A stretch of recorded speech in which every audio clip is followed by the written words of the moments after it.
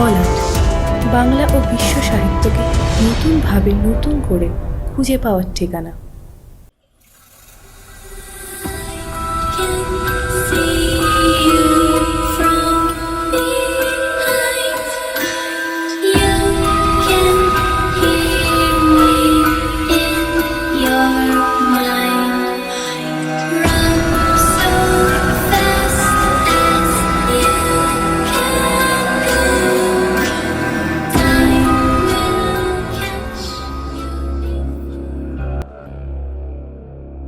বিজ্ঞানের মতে মানুষকে চালনা করে মানুষের ভিতরে থাকা সচেতন অথবা অবচেতন মন।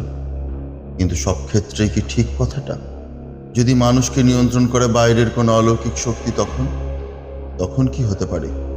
সেটা জানতেই শুনুন আমাদের আজকের নিবেদন ব্রেড স্ট্রেজনের কাহিনী অনুসারে স্বীকারোক্তি।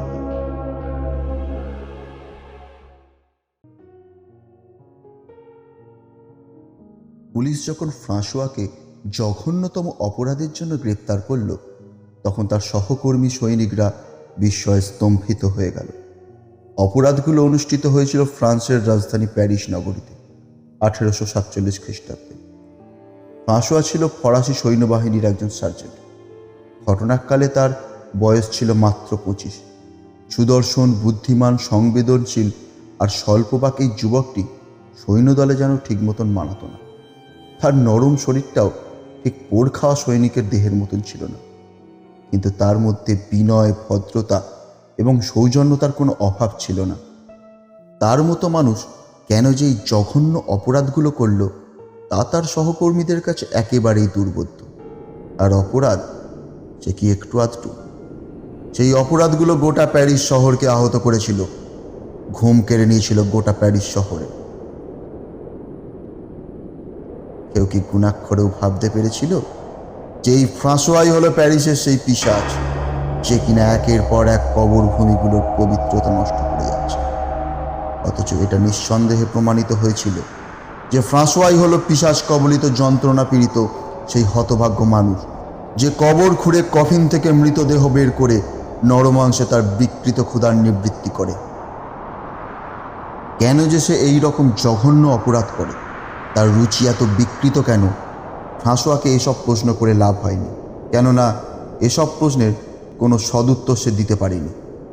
সে অসংলগ্নভাবে যে সমস্ত কথাগুলো বলেছে, তা থেকে যে কথাটা বেরিয়ে আসে তা মোটামুটি এই রকম জঘন্য অপরাধ করবার সময় ফ্রাঁসোয়া নাকি কোনো এক অদৃশ্য শক্তির দ্বারা চালিত হয়।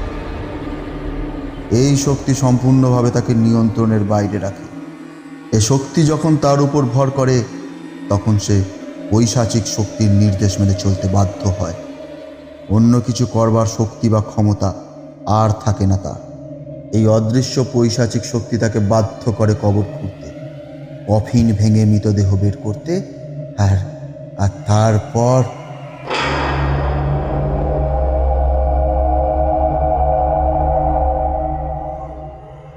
সুস্থ অবস্থাতে কোনো মতেই ভাবতে পারে না। দু হাতে মুখ ঢাকে পিশাচ তাড়িত যন্ত্রণায় কাতর হতভাগ্য ফ্রাঁসোয়া। যখন পাগলামি পেয়ে বসে, যখন পিশাচের ভর হয়, তখন ফ্রাঁসোয়ার হৃদস্পন্দন দ্রুততর হয়। সমস্ত শরীরটা ভয়ঙ্করভাবে থরথর করে কাঁপতে থাকে। অসহ্য যন্ত্রণায় মাথাটা যেন ছিঁড়ে পড়তে চায়। সামরিক ছাউনি থেকে সবার অলক্ষ্যে সে ছুটে বেরিয়ে পড়ে। তারপর শুরু হয় তার নৈশ অভিযান।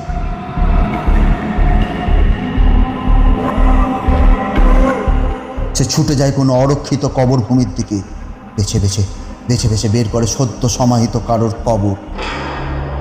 যেরকম কবরের মাটি এখনো আলগা রয়েছে, ঝুড়ু ঝুড়ু মাটি সরিয়ে সে কফিনটাকে টেনে বের করে। তারপর কফিন ভেঙে বের করে মৃতদেহটাকে।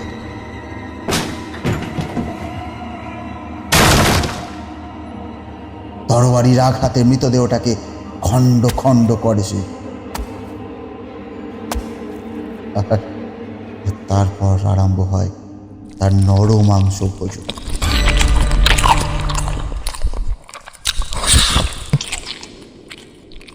ক্ষুধার ফাঁদে বন্দী হতভাগ্য এই জঘন্যতম অপরাধগুলো করতে বাধ্য হয়।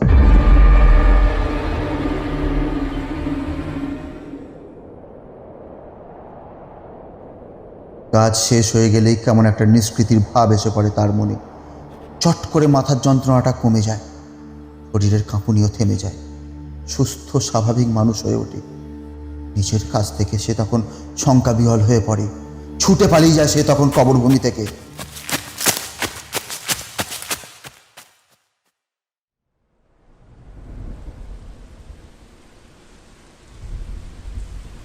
একদিন ফ্রাঁসোয়া এক সৈনিকের সঙ্গে রাস্তা দিয়ে যাচ্ছিল।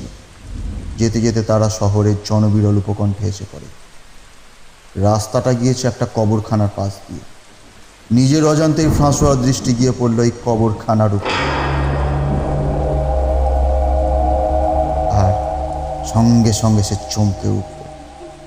আবার একটা নতুন কবর। ফ্রাঁসোয়ার মাথার যন্ত্রণা শুরু হলো, তার সমস্ত শরীর তখন থরথর করে কাঁপতে থাকলো। আরে ওকে ফ্রাঁসোয়া, ঠিক আছে, সেখানে সব ঠিক হয়ে যাবে। তোমার মুখ তো ফ্যাকাশে হয়ে গেছে। আরে তোমার সমস্ত শরীর কাঁপছে। আমাদের এক্ষুনি ক্যাম্পে ফিরে যেতে হবে, ডাক্তারকে খবর দিতে হবে। তুমি এক কাজ করো, তুমি এখানে বসো, আমি একটা গাড়ি ডাকি। তুমি ক্যাম্প পর্যন্ত হেঁটে যেতে পারবে না। আরে না না, এত উতলা হও না, আমার এক্ষুনি সব ঠিক হয়ে যাবে বলছি তো। তুমি চলো, আমার সাথে চলো, তুমি আমার সাথে চলো। ফ্রাঁসোয়া নিজেকে স্বাভাবিক করে তোলার চেষ্টা করলো, আপ্রাণ চেষ্টা করতে লাগলো, কিন্তু না, তার মন যে বারবার ওই কবরটার দিকে তাকে টানতে লাগলো। ও বুঝতে পারলো আজ রাতে ওকে এখানে আসতেই হবে, আসতেও বাধ্য।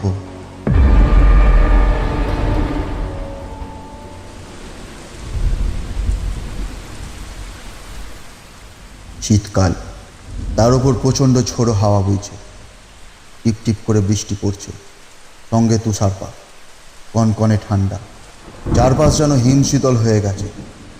ছাউনির সৈনিকরা গুটিসুটি মেরে ঘুমিয়ে রয়েছে নিজেদের বিছানায়। এমন দুর্যোগের রাতে ছাউনির একজনের চোখে ঘুম নেই। ক্রমেই সে অশান্ত হয়ে উঠছে। যতই দুর্যোগের রাত হোক না কেন, তাকে যে যেতেই হবে সেই কবরভূমিতে। কবর খুঁড়তে হবে, কফিন ভেঙে বের করতে হবে মৃতদেহ। তারপর এই সব দেহকে খণ্ড খণ্ড করে কেটে, না আর দেরি করা যাবে না, এখনই বেরিয়ে পড়তে হবে তাকে বেরিয়ে পড়তে হবে।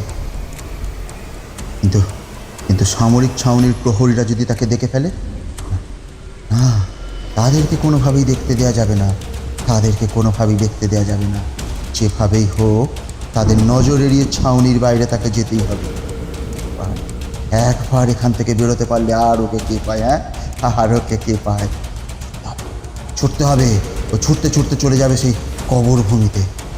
ফ্রাঁসোয়াকে সাঁতার কেটে পুকুর পার হতে হলো। পুকুরের জলে তখন বড় বড় বরফের খণ্ড ভাসছে।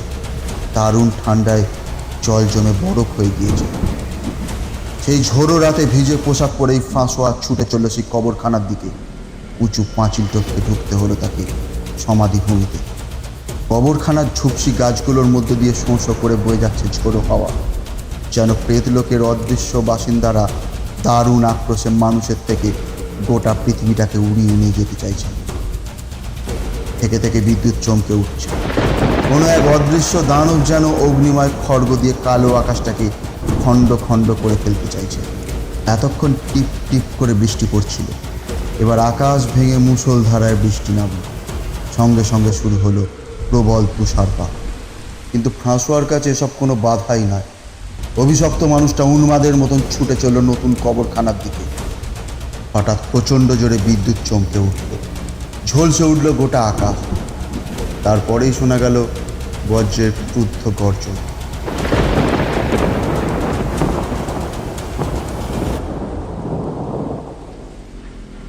দূরে কোথাও যেন বাজ পড়ল।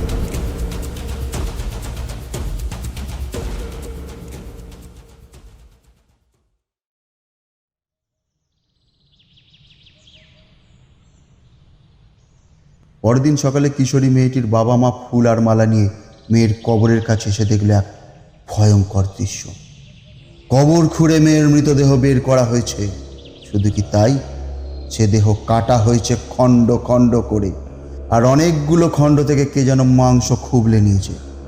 সেখানে রয়েছে শুধু হাড়।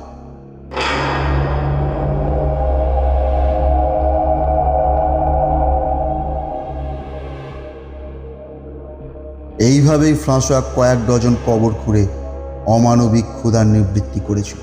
ক্রমে এই কবর অপবিত্র করার ঘটনাটা নিয়ে প্যারিসের দারুণ হইচই পড়ে গেল। গোটা শহরের জনসাধারণ প্যারিস পুলিশের অপদার্থতাকে নিয়ে তীব্র সমালোচনা করতে লাগল। যে বিভৎস পিশাচ কবরভূমিতে প্রিয়জনদের শেষ শান্তির স্থানে পৈশাচিক উৎপাত শুরু করেছে, প্যারিসের জনসাধারণ অবিলম্বে তার গ্রেপ্তার চাইল। সমস্ত কবরখানাগুলিতে বসল প্যারিস পুলিশের পাহারা। কিন্তু না, এইভাবে আর বেশি দিন চলল না। একবার এক প্রহরী রাতে হাতে নাতে ধরা পড়ল ফ্রাঁসোয়া। তখন সে সম্মোহিত অবস্থায় তার বিকৃত ক্ষুধার নিবৃত্তি করছিল মৃতদেহের মাংস দিয়ে।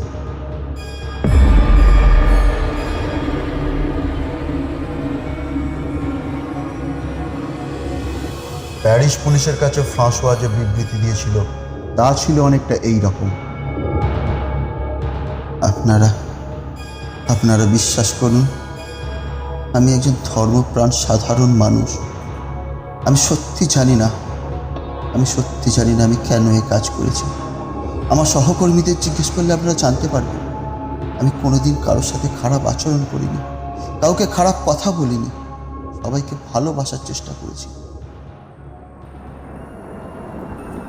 কিন্তু আজ আমার জীবনে এমন একটা ঘটনা ঘটে গেল যার জন্য আমি সবার কাছে ঘৃণ্য জীবে পরিণত হয়েছি। আপনারা আমাকে বিশ্বাস করুন। এর জন্য আমি সরাসরি দায়ী নই। না, আমি তো স্বাভাবিক অবস্থায় কাজটা করতে পারিনি। না, আমি স্বাভাবিক অবস্থায় এই কাজটা করিনি। একটা শয়তান আমাকে দিয়ে সব কাজ করিয়েছে। আমার জীবনটাকে অভিশপ্ত করে দিয়েছে। আমাকে সবাই ঘৃণা করছে এখন। আপনারাও আমাকে ঘৃণা করছেন, তাই না? আপনারাও আমাকে ঘৃণা করছেন, তাই না?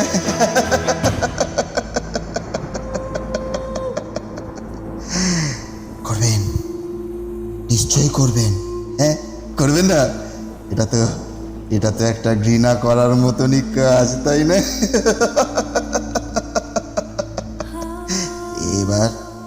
এবার আপনারা আমাকে শাস্তি দিন। শাস্তি দিন, তবেই তো আমার আত্মা শান্তি পাবে। হ্যাঁ, আর যদি আপনারা আমাকে শাস্তি না দেন, তাহলে দেখবেন আমিও একদিন এরকম একটা শয়তান হয়ে আবার কারোর সর্বনাশ করছি। হ্যাঁ, শাস্তি দিন, আমাকে শাস্তি দিন, আমাকে শাস্তি দিন, আপনারা আমাকে শাস্তি দিন।